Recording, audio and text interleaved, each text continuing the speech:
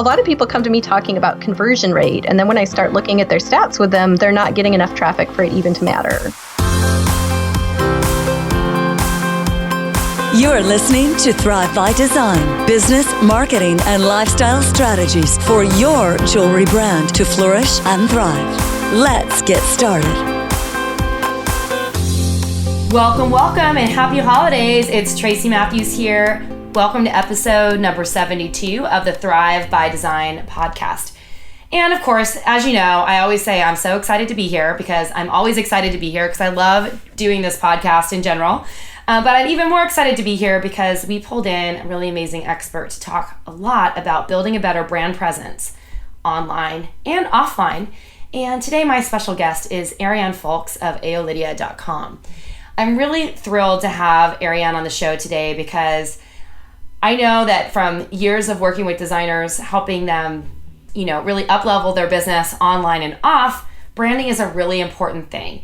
And branding, sort of fuses, it's so much more than just a logo. It's your complete online presence, it's your packaging, it's all the visual assets that you have. It's your catalogs and line sheets and stationery and business cards, like pretty much everything that you do that makes your brand a brand. So Arianne's really an expert at visual branding and then also digital branding. So I'm really excited to have her here today to talk a little bit more about how you can build a better brand online, use that online to offline interchange to really make a bigger impact.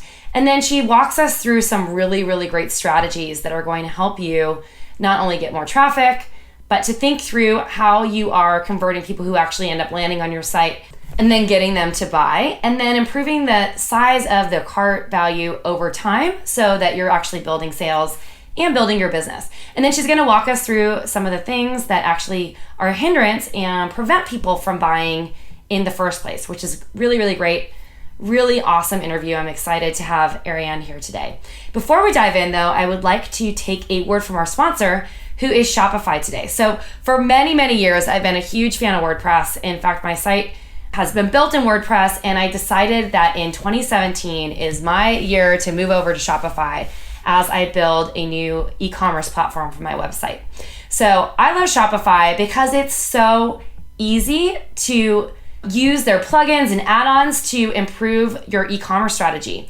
I love all the apps that they have for abandoned cart sequences, for retargeting, for upsells, for bundling products.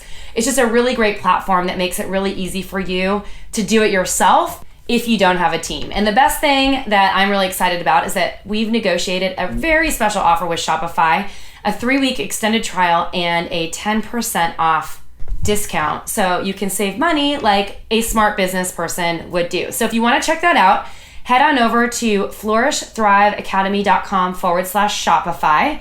That's flourishthriveacademy.com/Shopify.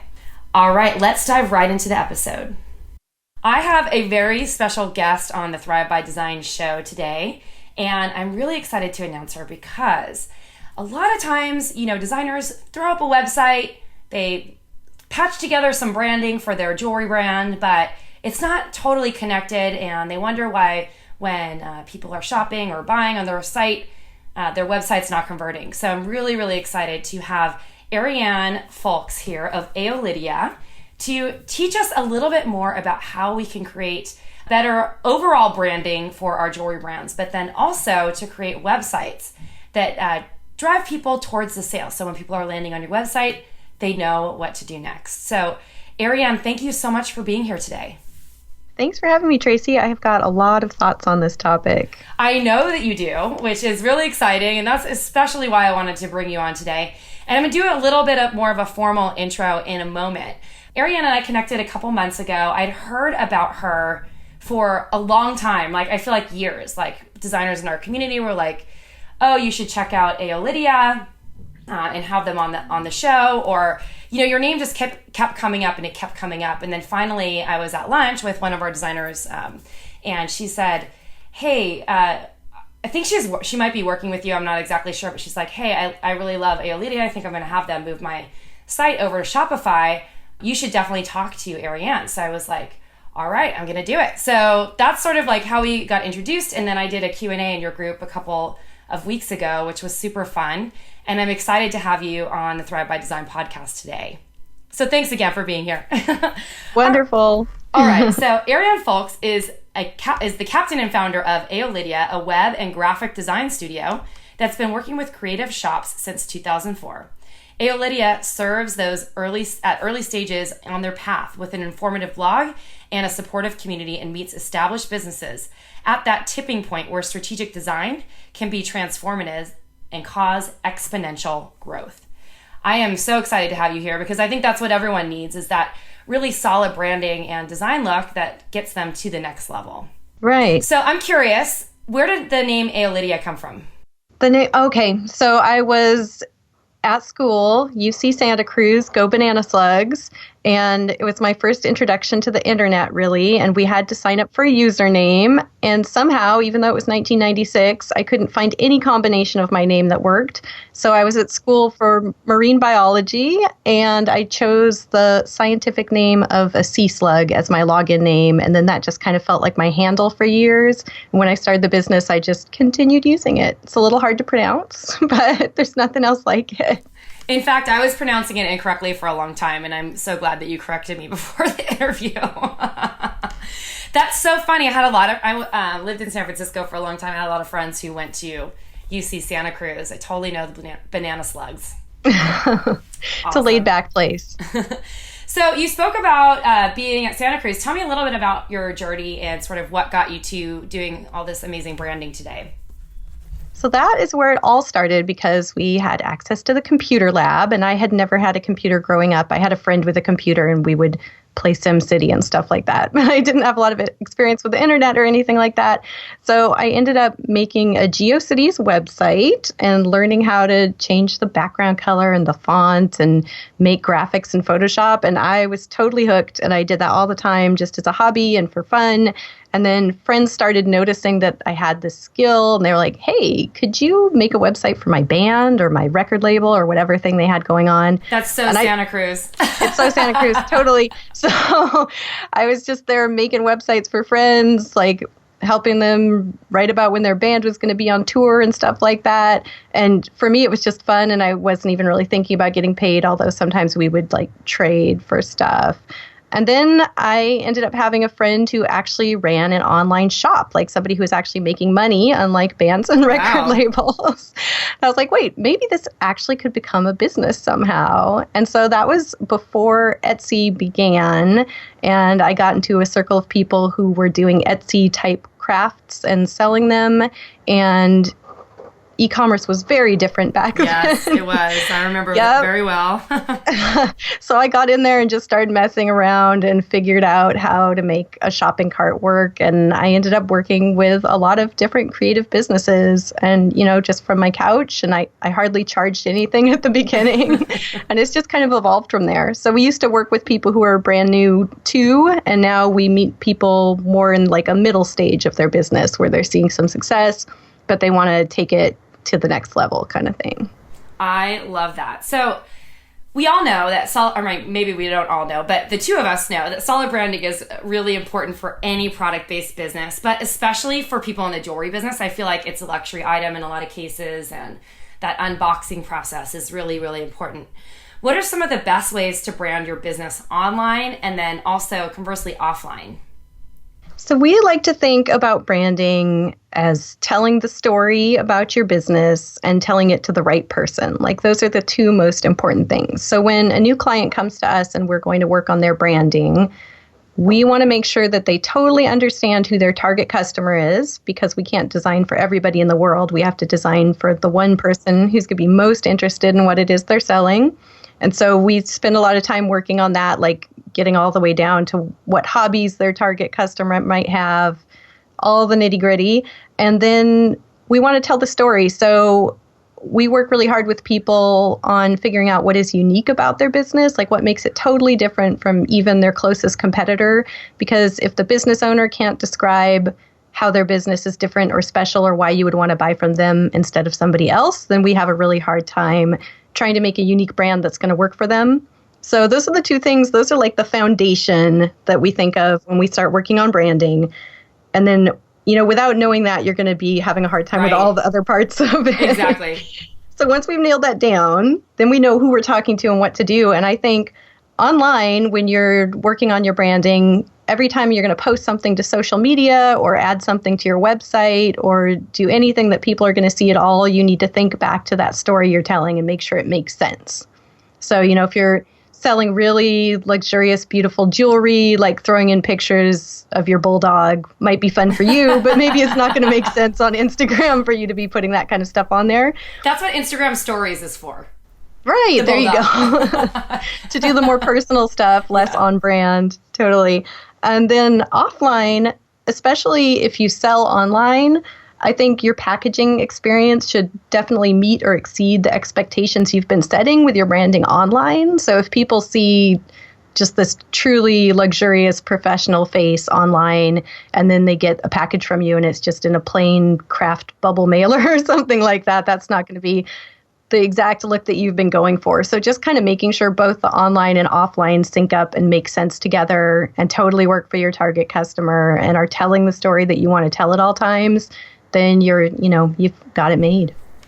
I love that. Telling the story that you want to tell all the time. It's great. Yeah. So what are some of your favorite branding ideas that are actually working right now? Because things are changing so rapidly. And I was just listening to a podcast this morning, even about how social media is changing so much and how social media strategy needs to completely change. So what are some of the things that you've seen changing a lot as far as the branding perspective goes?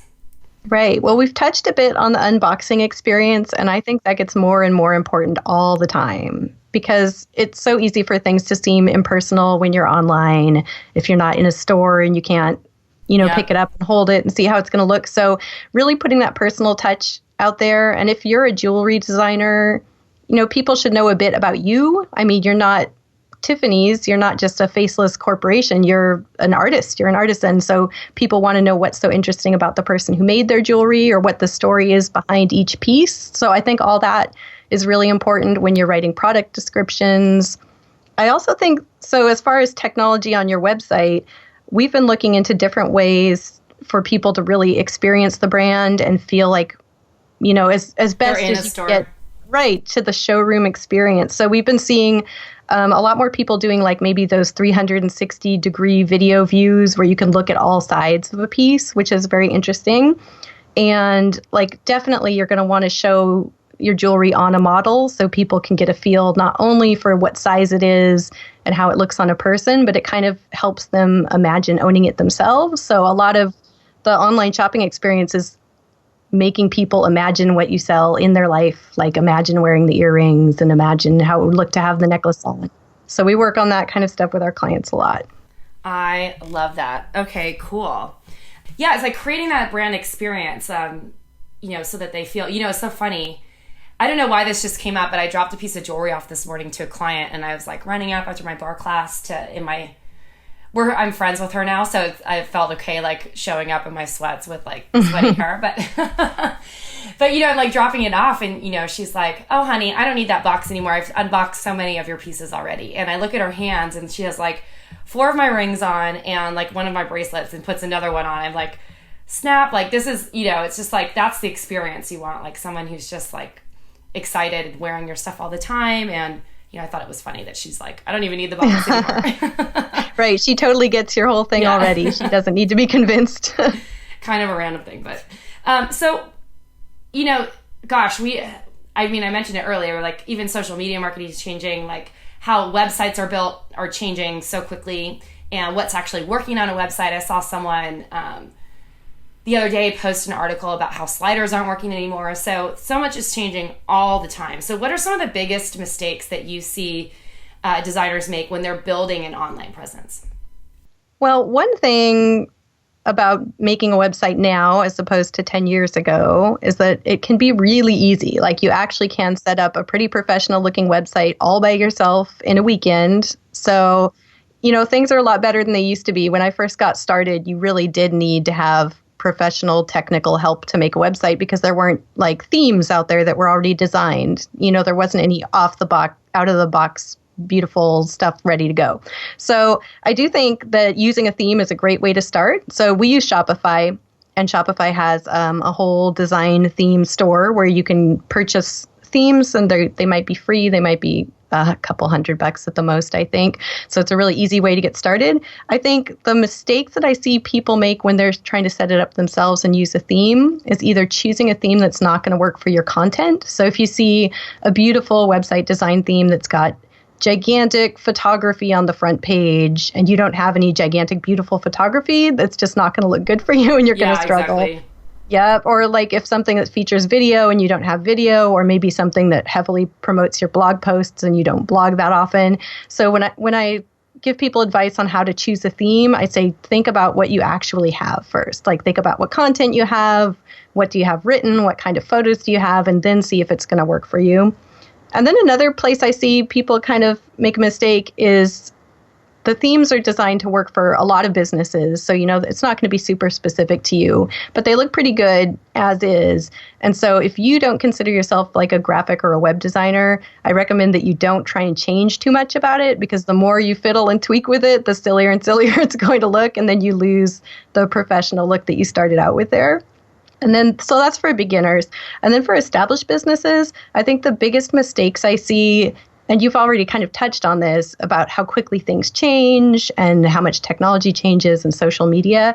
I see a lot of people set up a website, maybe they paid big money for it or something, and they feel like now they're done. And you just can't be done on the internet. So I see a lot of sites, even from really big, impressive retailers, that maybe aren't really mobile friendly, even in this day and age when half their shoppers are on a phone. It blows my mind every time I see a site that doesn't work on a phone. It's like, if you look at your stats, it's probably going to be 50% mobile shoppers, and they can't really do anything on there. I know. I hate it when you're like scrolling over and then you're like expanding. I'm like, just trying to put my email address in. I only have 5 minutes to do this.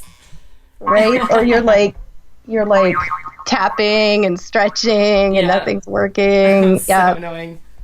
It's not good. So, just being too slow to react to changes in technology and not realizing when your site is starting to look outdated, because we work with a lot of businesses that are really busy with maybe wholesale accounts or, they're doing a lot of stuff and their website doesn't feel like the most important piece of it. And I've seen it get really neglected. So we like to jump in with people who maybe have not been focusing on that and then go ahead and make that a focus. Exactly. Yeah. So, I mean, I can totally relate. When I had my first jewelry business, Tracy Matthews Designs, like we had this website set up and this was before there were so many options. You didn't have as many options back then. And it was set up in a platform that was just not really meant for what we were doing. And we spent so much money getting that site up and it just wasn't a priority. And so we were like, our website started to look so outdated. And I was just like, only 5% of our sales are really coming from direct to consumer. Do I invest the money now? And I'm sure, back then I would have had way better website conversions if I had focused on building a better website. And I mean, now I know how important it is. And that's, I get tons of traffic for my, custom jewelry design from my website. And it's that luxury feel and always updating it has been really important over the last, 6 or 7 years. I feel like I'm doing a redesign almost I would say on average, like every year and a half or 2 years, just to like freshen it up.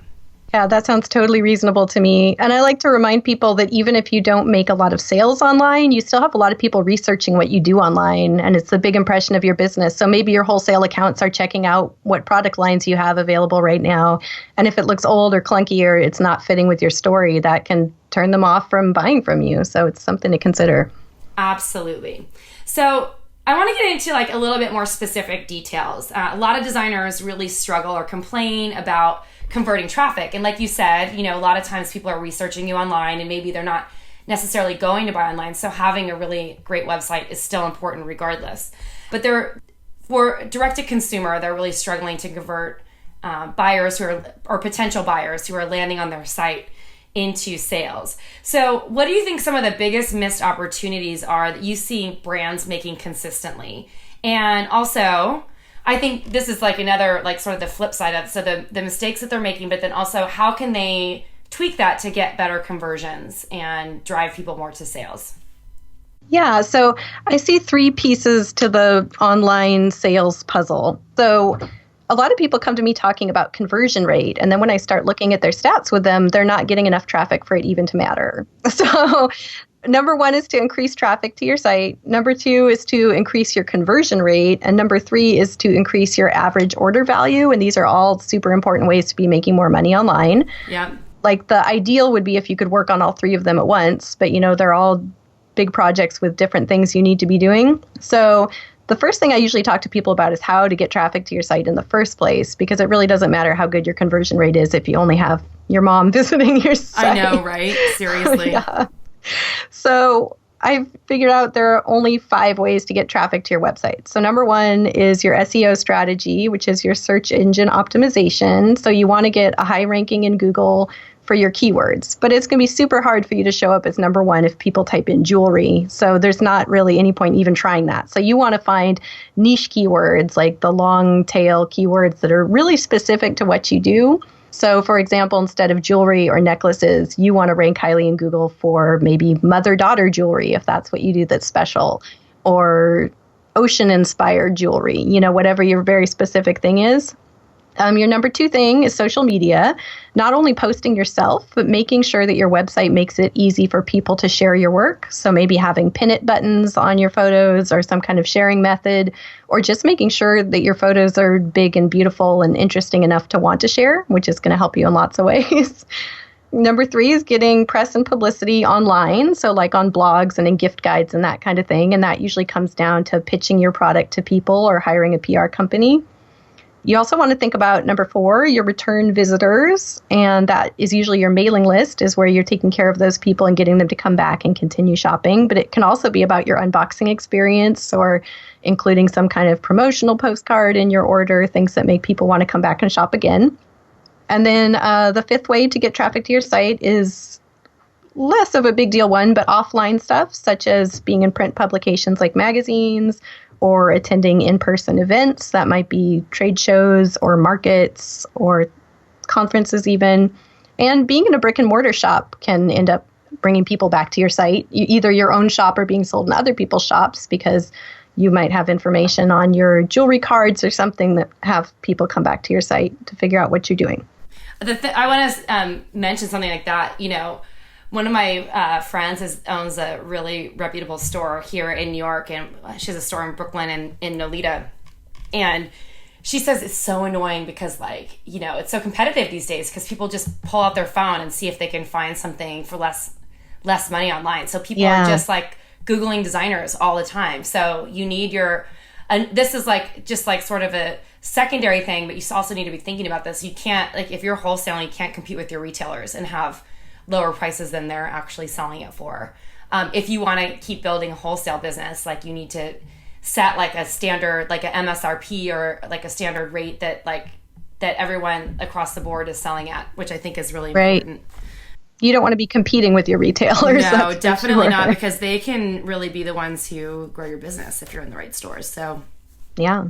Cool. Well, thanks for sharing that. So I interrupted you, but so that was the first thing to increase traffic. So SEO strategy, your social media strategy, and then also having images on your site that can easily be shared. Yeah. Press and PR online, and then nurturing those return visitors, maybe with a postcard or even maybe, an email nurture sequence that goes out after the order is shipped. And then offline strategies for people finding you offline in either brick and mortar stores or at trade shows or events, etc. Right. Cool. So once you have traffic, you can start worrying about your conversion rate, because it's really going to be hard to tell if your rate is good or bad when you're not getting that many people there. So the cool thing about your conversion rate is this is just the amount of people that convert from lookers into buyers. So let's say you're getting 20 sales a day now that you're getting good traffic to your site, and maybe you have a 2% conversion rate.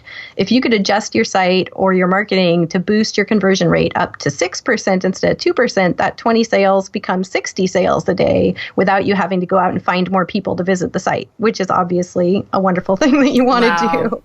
So same amount of traffic and a lot more sales, just depending on how good your website is. So the important things there are, a lot of people, when they think about conversion rate, they think about their website. But one place that's really important to think about conversion rate is where you're getting the people who are visiting your website. So if you're advertising on Facebook or something and it's all going to maybe younger millennials, but your jewelry is more in tune with like a luxury older audience, you're not going to get a great conversion rate because when they pop over to your site, it's not really going to mesh with what they want and they're going to disappear. So the first part of your funnel, finding people to visit your site, is a really important one in terms of conversion rate. So we have one client that we worked with last year, and they sell soap, and they mostly sell at farmers markets locally.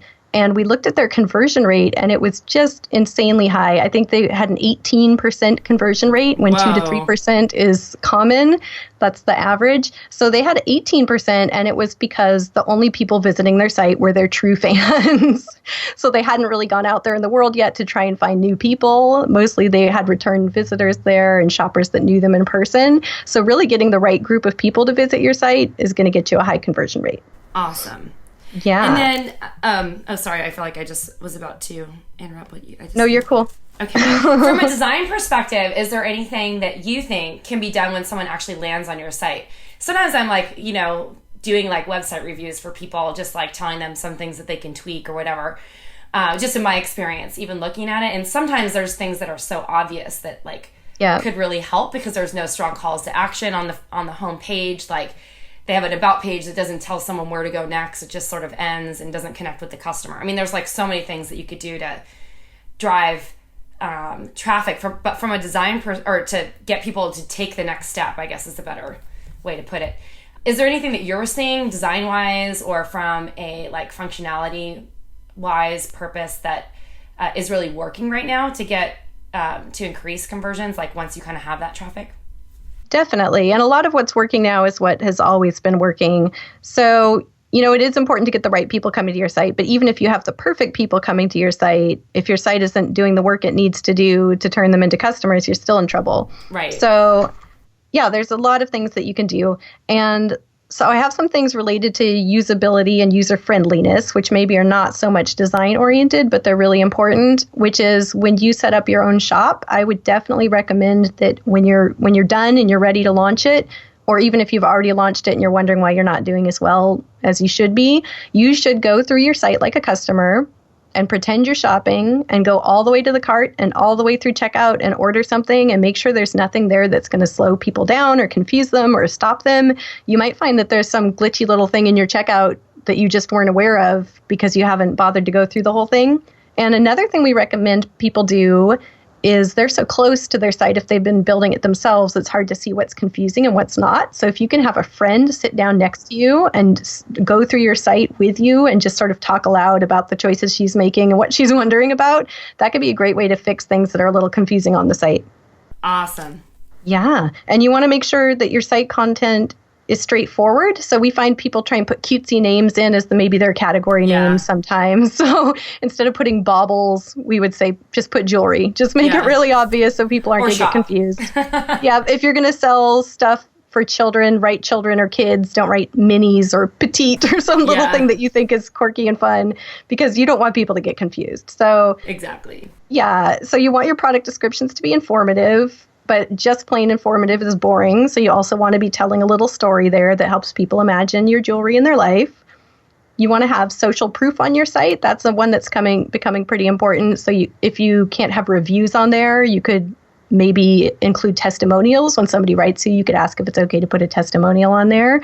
If you have maybe a hashtag that people use on Instagram, you could display that on your site so people can see other people are shopping your jewelry and they're interested in it and what they like about it. So that's a great way to get people to feel like, oh, everybody else is buying this. I want to buy it too. One mistake I see people make is their site can look really out of date. So for instance, if you do have a blog on your site and maybe it's featured on the homepage, but you haven't posted anything for 4 or 5 months, a visitor could show up and just feel like, you're not around. Are they still running the shop? Are they on vacation? Is there something I should know? So just, making sure it looks like you're actually there and you're ready to ship stuff out is really important. Don't have like fall 2015 on the website when it's like fall 2016. Exactly. Or in the spring. Like make sure that you're on a regular like refresh schedule for the new seasons. I would not want to type my credit card number in any place that looked a year old, that's for sure. No. And then another huge thing is your shipping price. So that's where you lose so many people because in their mind, they've kind of decided, like if they see that your earrings cost $75. They've thought to themselves, can I afford $75 for these earrings? Is it worth it? And they go, yes, I can. And then if they get to checkout and it adds another $10 on there, maybe they can't anymore. They've already kind of set that price in their mind. So it's definitely interesting to think about having maybe a threshold where you'll do free shipping, or if there's a way that you can ship your items less expensively. That's definitely a place where the research has shown over and over that you lose people. So it's worth thinking about. Oh, that's great to hear. You can get creative on websites, but e-commerce is a really bad place to get creative because people are used to things being a certain way. And if you try and do something fun or different, you're going to lose some people. Yes, exactly. Especially in the shopping cart stage of it. Yeah. There was something else I wanted to ask. So you could even have your return and exchange policy and your shipping policy on each product description just linked or in a drop down.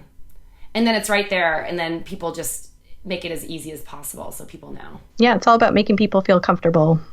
That's awesome. Awesome. All right. Is there anything else that you want to add? I could talk about this all day, but I think I covered the major stuff. Then. Yeah. I'm going to have you back then. We can have another discussion about it. I love it. Well, so thank you so much for being here, Arianne. And I just wanted to let everyone know where they can find you. Okay, so we are at aeolidia.com, and that's AEOLIDIA.com. If you go to the free help page on our site, you can subscribe to our newsletter where I send all our very best tips for improving your conversion rate and making your site sell better and all that good stuff. And we also have a Facebook group where product-based business owners get together and chat about stuff like shipping and setting up their LLC and all the nitty gritty of how to do sales and what you should be doing over the holidays and all that fun stuff. Awesome. Well, thanks so much for sharing, and thanks for being on the show today. Thank you so much. It's been fun. Wasn't that a great show? I know. It was awesome, right? So thank you so much for listening today. As usual, make sure you check out our sponsor. Make sure you check out Arianne over at Aeolidia. And on an ending note, I just want to wish you an amazing holiday season, the rest of the holiday season. Chillax, do something nice for yourself, step back a little bit, evaluate, get ready for 2017, because I hope for you that is really the best year ever. It's going to be an amazing year. And if you take some of these tips that you learned today, you're going to have an awesome year. If you love what we're doing here, we'd love for you to share it. So share it in your online communities. Share it in the forums that you are a part of. Share it with your friends who are jewelry designers and makers. We would love to have them listening to the podcast and love to invite them to the community. So thank you so much for being here today. Until next time, it's Tracy Matthews signing off.